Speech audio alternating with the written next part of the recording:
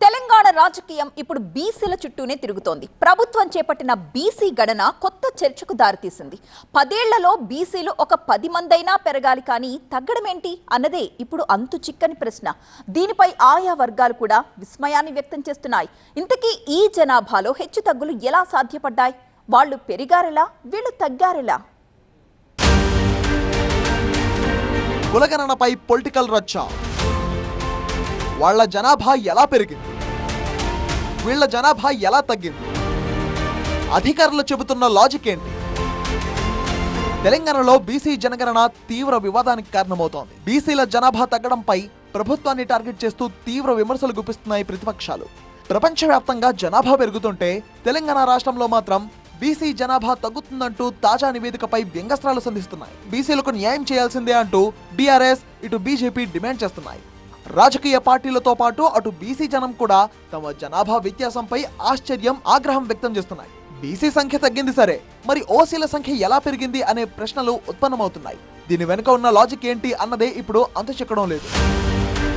అయితే దేశవ్యాప్తంగా సగటున ప్రతి జనాభా లెక్కల్లోనూ 13% పెరుగుదల కనిపించింది. ప్రపంచవ్యాప్తంగా ప్రతి 10 ఏళ్లకు 13 నుంచి 15% జనాభా పెరుగుదల నమోదవుతోంది.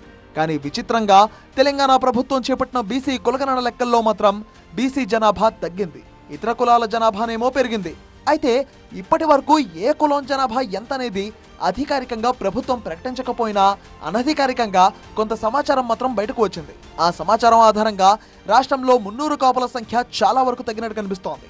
2014లో చేసిన సమగ్ర కుటుంబ సర్వే ఫలితాల్లో మొదటి స్థానంలో ముదిరాజ్, 2వ స్థానంలో 300 కాపు, 3వ స్థానంలో గౌడ, 4వ స్థానంలో యాదవ సామాజిక వర్గాలున్నాయి. కానీ ఇప్పుడు మాత్రం 300 కాపు సామాజిక వర్గం 4వ స్థానంలో ఉంది అనేది అనధికారిక సమాచారం. అందువల్లే బీసీల సంఖ్య గణనీయంగా తగ్గిపోయింది అనేది తాజాగా వినిపిస్తున్న మాట. 300 కాపులు గతంలో ఓసీ కేటగిరీలో ఉండేవాళ్లు. పొరుగు రాష్ట్రం ఏపీలో కాపులు ఇప్పటికీ ఓసీ కేటగిరీలోనే ఉన్నారు.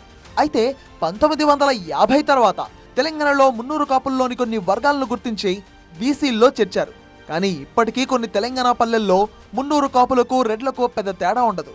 పలు చోట్ల పెళ్లి సంబంధాలు కూడా కలుపుకుంటారు. దీంతో 300 కాపులు చాలా మంది తమ పేరు వెనకాతల రెడ్డిని తగిలించుకునే ఉంటారు. తాజాగా జరిగిన సర్వేలో ఈ అంశమే కన్ఫ్యూజన్ కు దారితీసింది. పేరు చివరన రెడ్డి ఉన్న వాళ్ళందరినీ ఓసీ జాబితాలో చేర్చేశారు సర్వేయర్లు. అందులో చాలా మంది 300 కాపులే అయి ఉండడంతో వారి జనాభా బీసీలోంచి ఓసీలోకి ఫ్లిప్ అయింది. సాంకేతికంగా పేరు చివరి రెడ్డి ఉన్నప్పటికీ వాళ్ళంతా బీసీ సర్టిఫికెట్ కలిగి ఉన్న 300 కాపులు. సర్వే చేసేందుకు వెళ్లిన అధికారులకు పూర్తి సమాచారం తెలియక వాళ్ళందరినీ ఓసీ కేటగిరీలో చేర్చినట్టు తెలుస్తోంది. ఈ గందరగోళం వల్లే తెలంగాణలో బీసీ జనాభా తగ్గి ఓసీ జనాభా భారీగా పెరిగినట్టు తెలుస్తోంది.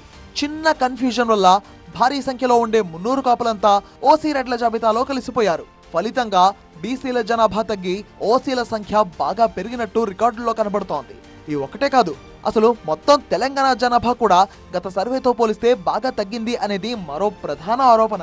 ఇందులో కూడా ఓ చిన్న లాజిక్ ఉందట. ఓటర్ లిస్ట్ ను ఇప్పుడున్న కులగణన సర్వేతో పోల్చి చూడడం వల్లే ఈ వ్యత్యాసం కనిపిస్తుంది అన్నది అధికారులు చెబుతున్నమాట. రాష్ట్రంలో చాలా మంది 2 చోట్ల ఓట్లు ఉండడం వల్లే జనాభాలో హెచ్చుతగ్గులు కనిపిస్తున్నాయంటున్నారు. ఈ లాజిక్స్ ఎలా ఉన్నా సరే దీనిపై ప్రభుత్వం స్పష్టత ఇచ్చే వరకు కన్ఫ్యూజన్ కంటిన్యూ అవుతూనే ఉంటుంది అన్నది విశ్లేషకుల మాట.